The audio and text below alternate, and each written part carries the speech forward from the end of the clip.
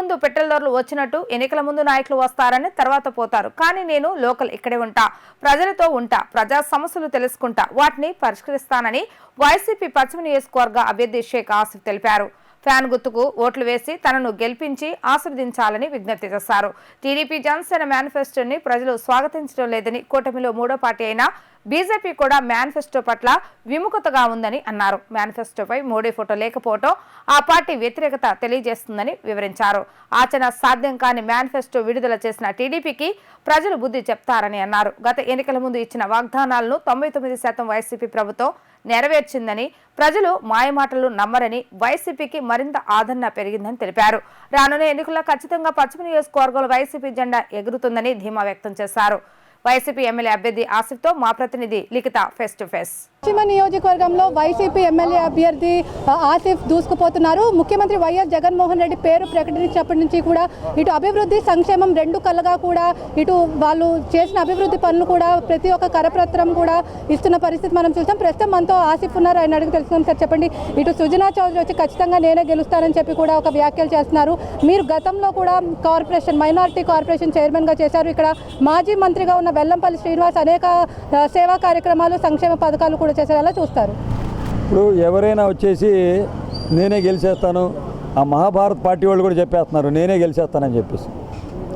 Mahabharat party వాళ్ళు కూడా నేనే గెలిచేస్తాను, మంచి మెజార్టీతో గెలుస్తానని చెప్తున్నారు. అదేవిధంగా సుజనా చౌదరి గారు కూడా చెప్పుకుంటున్నారు.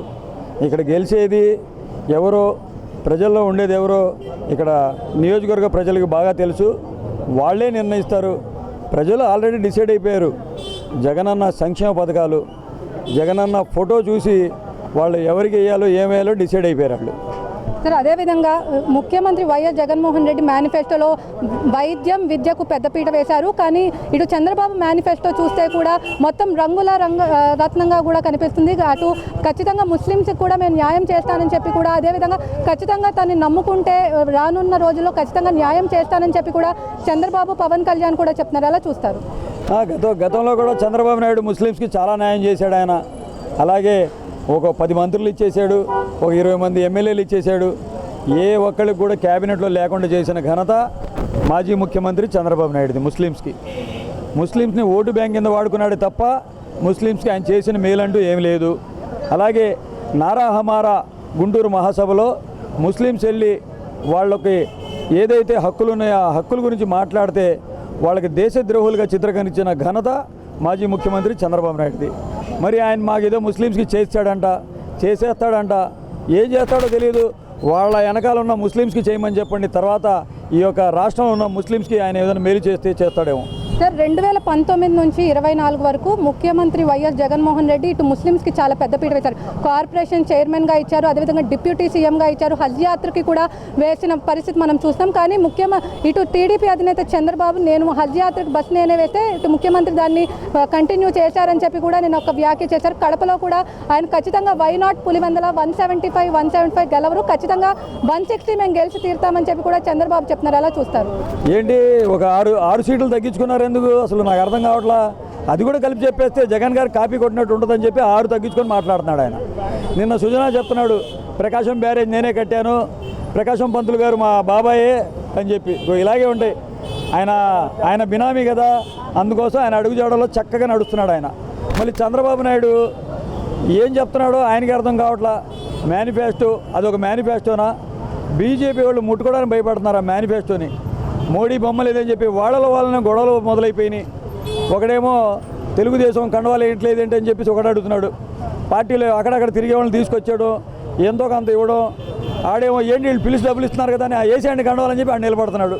ఏంటంటే వైసీపీ వాళ్ళు అని చెప్పడం. ఆ కండవాలు వేయించుకుంది ఏంటంటే ఇదేంటి మాట్లాడితే బీజేపీ కండవా వేస్తున్నారు, వైసీపీ తెలుగుదేశం లేదా ఏంటి, ఇక్కడ తెలుగుదేశం కండవా ఒకళ్ళే ఇట్లేదేంటి అని చెప్పేసి వాళ్ళు ఆశ్చర్యపోయి వాళ్ళని గొడవలు సృష్టించుకుంటున్నారు.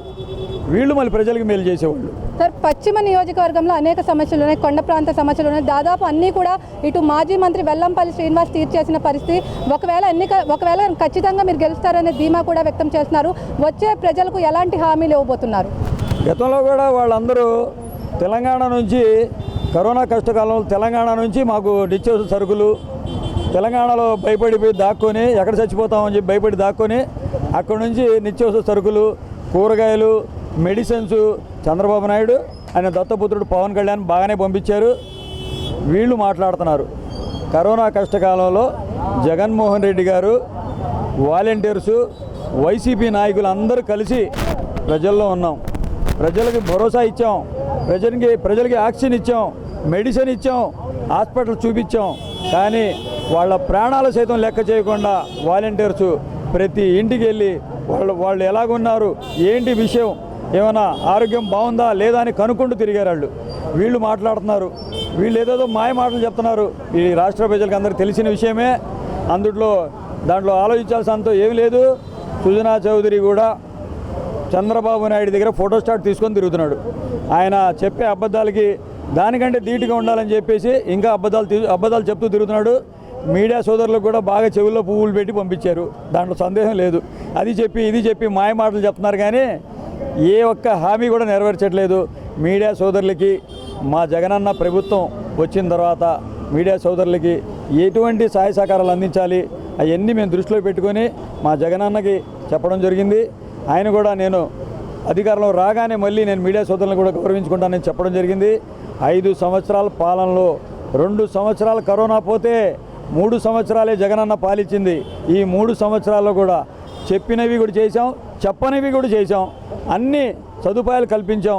ప్రజలకు ఏదైతే అవసరాలు ఉన్నాయో ఆ అవసరాలకు అనుగుణంగా వైఎస్ఆర్ కాంగ్రెస్ పార్టీ పనిచేసింది. వైఎస్ఆర్ కాంగ్రెస్ పార్టీ శ్రేణులు పనిచేశారు. విజయవాడ పశ్చిమ నియోజకవర్గాన్ని మోడల్ నియోజకవర్గం తీర్చిదిద్దిన నాయకుడు ఎవరున్నారంటే వెల్లంపల్లి శ్రీనివాసరావు గారు. వైఎస్ఆర్ కాంగ్రెస్ పార్టీ వచ్చిన తర్వాత వెల్లంపల్లి శ్రీనివాసరావు గారి ఆధ్వర్యంలో ప్రతి కులానికి, ప్రతి మతానికి ఆయన పదవులు వేయడం జరిగింది. అలాగే అమ్మవారి గుడి చైర్మన్ చేయడం జరిగింది నగరాలకి. అలాగే మా సోదరి నగరాల కులస్తురాలైన రాయన భాగ్యలక్ష్మి గారికి మేయర్ ఇవ్వడం జరిగింది. అనేక మంది నగర కులస్తులకి అనేక పదవులు ఇవ్వడం జరిగింది, డైరెక్టర్లుగా, చైర్మన్లుగా. అలాగే మరుపిళ్ళ చిట్టి గారికి మన పార్టీ ఆయనకి గౌరవించినట్టు ఏ పార్టీ గౌరవించలా. అలాగే ఇక్కడ స్థలాన్ని కూడా కాజేయాలని చెప్పేసి దురుద్దేశంతో కోట్లు వేయడం జరిగింది వాళ్ళందరూ. కానీ ఆ స్థలాన్ని కూడా నగరాల సోదరులకి నేనున్నానని భరోసా కల్పించి ఆ ఒక చిట్టి గారి కార్యాలయాన్ని కూడా మన ప్రభుత్వం, జగనన్న ప్రభుత్వం దాన్ని ఆపడం జరిగింది. మరి ఇన్ని అవసరాలుగా ఇన్ని సదుపాయాలు సమకూరుస్తూ మా నగరాల సోదరులందరూ మనవాళ్ళు, మా పార్టీలో వాళ్ళు అని చెప్పేసి రాజశేఖర రెడ్డి గారు కొంతమందికి బీసీలో చేరిస్తే అన్న మీ అందరికీ నేను బీసీలో చేరుస్తానని చెప్పేసి చెప్పిన నాయకుడు వైఎస్ జగన్మోహన్ రెడ్డి గారు.